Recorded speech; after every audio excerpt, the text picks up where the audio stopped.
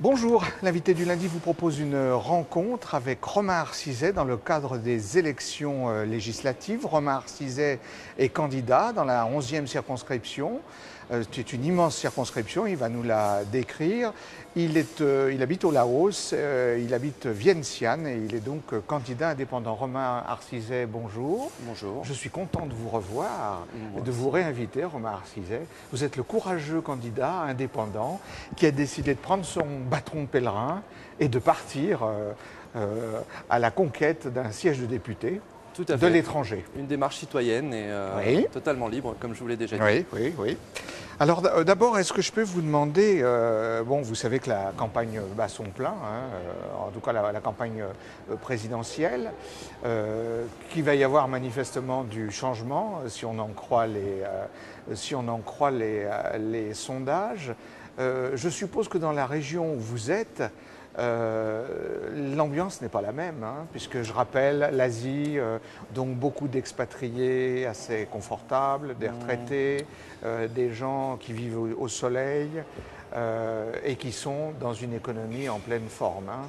Oui, c'est vrai on peut voir, on est beaucoup plus loin en Asie Oui. et on le voit surtout, pas forcément aux Français qui vivent sur place, mais à l'état d'esprit vraiment des populations, c'est-à-dire que les gens ont vraiment une foi dans l'avenir qui est beaucoup plus grande que ce qu'on peut retrouver peut-être en France, où il y a vraiment un pessimisme. Ça, j'en suis latent. témoin, effectivement, que la différence, c'est un autre monde. Donc voilà, les gens ils partent de plus loin, on va dire, en termes de développement, mais c'est vrai qu'il y a quand même beaucoup plus de positifs, de positifs dans leur croyance en l'avenir, et c'est vrai que ça nous pousse un petit peu. Voilà, donc ils ont une vision du futur, et c'est vrai que c'est une des raisons pour lesquelles vous êtes installé au Laos, dans cette région? Moi, ce sont des raisons personnelles, mais c'est vrai que si on parle du Laos en lui-même, ce sont des gens qui ont... Donc il y a une certaine... La religion bouddhiste fait un petit peu de... Très tolérante. Voilà, c'est des gens très tolérants, très ouverts, qui aiment s'amuser et qui aiment prendre le temps de faire les choses. D'ailleurs, il faut dire qu'en ce moment, là, au jour où nous parlons, je crois que c'est le dernier jour de la fête de l'eau. Hein. Donc voilà, on se jette de l'eau depuis une semaine. D'ailleurs, quelquefois, ça provoque des accidents, des incidents, des gens qui sont furieux de recevoir des seaux d'eau. Voilà, c'est le nouvel an que vous avez la fête aussi de l'eau en Thaïlande. Voilà, hein, qui est une fête qui est très suivie, qui est très spectaculaire. Mais revenons à l'économie et à nos... En parlant d'économie, justement, si on reste sur ces pays comme le Laos, c'est vrai que c'est des gens qui ont une foi en l'avenir, mais qui aussi, on se rend compte qu'en France, on se pose des questions qui vont beaucoup plus loin, que les questions qui peuvent eux se poser. Et c'est vrai que moi je le constate vraiment dans l'utilisation qu'ils ont de leur pays. Ils se font vraiment manger par le voisin chinois, par les entreprises étrangères, et c'est vrai qu'il y a beaucoup de corruption aussi. Ce sont des pays où la corruption est totalement généralisée, que ce soit dans l'éducation, que ce soit dans la police. Voilà, les fonctionnaires ont des salaires qui sont très faibles aussi. Et donc voilà, ils ont d'autres types de problèmes que nous on essaye de régler, et on a beaucoup plus en France, on a beaucoup plus d'organismes qui regardent un petit peu ce qui se passe et qui contrôlent. Donc voilà, ils ont un moral d'acier, mais ils ont aussi leurs problèmes, et c'est vrai que des fois je suis un peu triste aussi pour leur Alors Romain développement. Arciset, vous savez qu'on a reçu beaucoup de courriers à propos de vos émissions, d'ailleurs comme pour les autres candidats, mais vous n'êtes pas passé inaperçu, donc sur Asia, la rédaction, d'ailleurs la rédaction est indiquée au bas de l'écran, vous avez des questions, les téléspectateurs vous demandent quelles seraient les 3 propositions, si demain vous étiez élu député, les 3 propositions que vous avez en tête pour les Français de l'étranger. Quelles sont les 3? Alors, moi j'en ai 2. Oui. Je vais me concentrer sur 2 propositions pour vraiment les mettre en place. Oui. Donc on en a discuté la dernière fois. Donc la première, c'est donc la mise en place de l'initiative populaire. C'est-à-dire que, je vais me répéter un petit peu, mais c'est de donner réellement l'opportunité aux électeurs pendant 5 ans de ne pas être spectateurs des décisions de leurs députés, mais de pouvoir dire, voilà, je demande un vote sur certaines propositions de loi, Et moi, je m'engage à ne pas aller à l'encontre de ce vote. Donc c'est une initiative qui vient de la part des électeurs. Donc ce serait un autre échelon dans la démocratie, hein, c'est ça. Voilà, vous consulteriez votre votre circonscription qui donnerait son avis sur une loi que vous êtes en train de voter. Exactement, et mais je ne la consulte pas. C'est là qu'est la différence. Ah. Ce sont eux qui demandent à être consultés. D'accord. Ce n'est pas moi qui vais dire, bah, tenez, je vais vous proposer un référendum. C'est-à-dire que vous voulez mettre une autre couche de démocratie. Voilà, moi je m'engage déjà à me mettre un certain verrou, parce que je ne suis pas infaillible.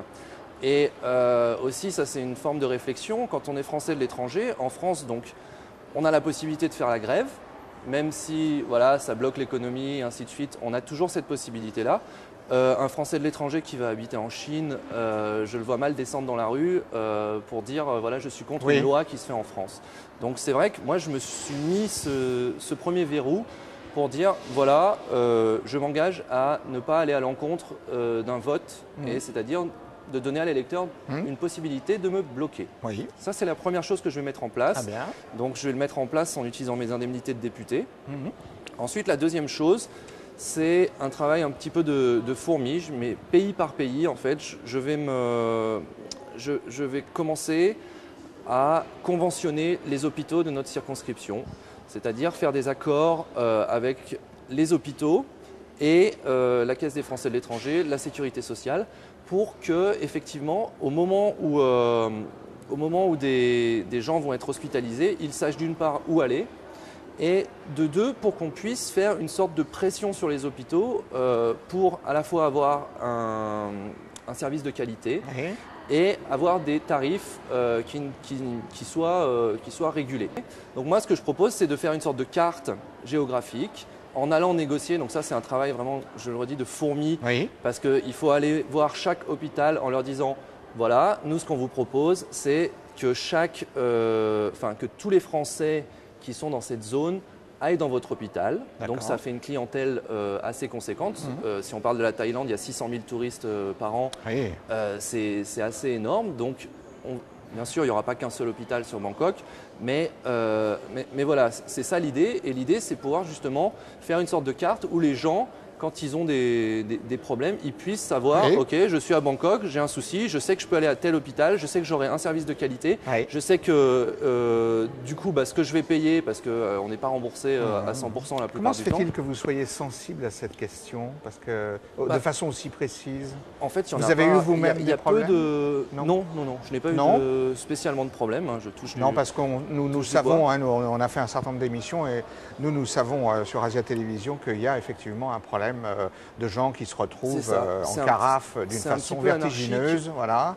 Et nous savons donc, notamment chez les retraités, qu'il y a beaucoup de gens qui oublient un certain nombre de choses, et il y a des factures d'hôpitaux absolument gigantesques. Exactement. Et donc moi, c'est pas vraiment que j'ai eu des soucis, mais c'est en discutant un petit peu avec les consuls, avec ce genre de personnes qui, eux, vous expliquent les cas qu'ils ont justement dans leur métier de tous les jours.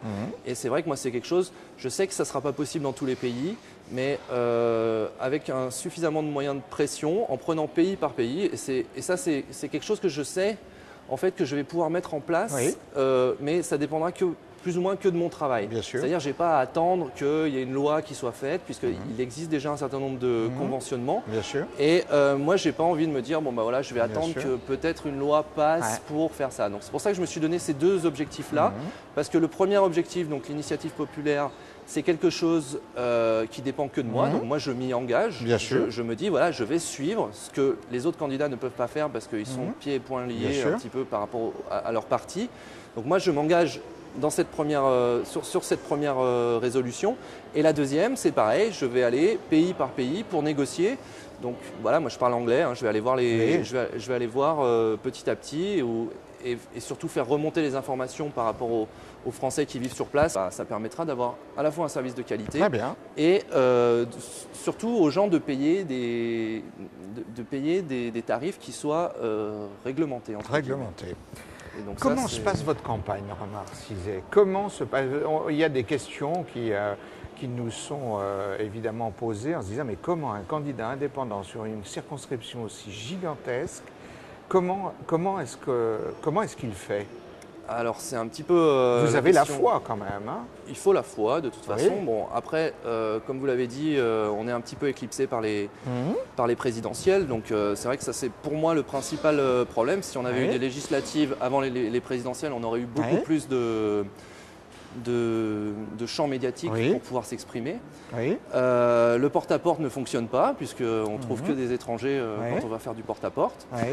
Donc voilà, c'est Internet, c'est des émissions comme les vôtres, c'est beaucoup de journaux qui sont sur Internet et donc voilà, on essaye au maximum de communiquer sur sa candidature. C'est pas évident, mais disons qu'il ne faut pas lâcher prise et chaque... En tout cas, nous avons un feedback total. Je peux vous dire que les émissions ne passent pas inaperçues et que les gens sont nombreux en fait à réagir d'une façon, enfin d'ailleurs d'une façon ou d'une autre, mais les gens réagissent et écoutent et réécoutent les émissions et sont intéressés par cette élection. Hein, il y a autre chose, quand vous posez la question sur comment se passe la campagne. C'est que donc, en tant que petit candidat, comme vous l'avez dit, nous n'avons pas accès aux listes électorales. C'est-à-dire que tous les Français, ils ont laissé leur email quand ils se sont inscrits, les Français de l'étranger, à l'ambassade pour dire voilà, j'existe, je vis dans ce pays. Et en fait, si on n'est pas membre d'un parti politique, on ne peut pas avoir accès à ces listes électorales. Donc, comme tout le monde qui je pense, va regarder cette vidéo, moi, je suis inondé un petit peu de mails des différents candidats pour la présidentielle. Pour les législatives, ça a commencé déjà. Et nous, en fait, on n'aura accès que aux alentours du 15 mai à ces listes électorales. D'accord. Donc, c'est un petit handicap qu'on a en plus. On est obligé de passer outre, tout simplement. D'accord. Romain Arsizet, je serai ravi de vous réaccueillir à nouveau, parce que je sais qu'il y a beaucoup de sujets avec vous qui sont à aborder. L'invité du lundi se termine sur Asia Télévision. La semaine prochaine, nous aurons un autre invité.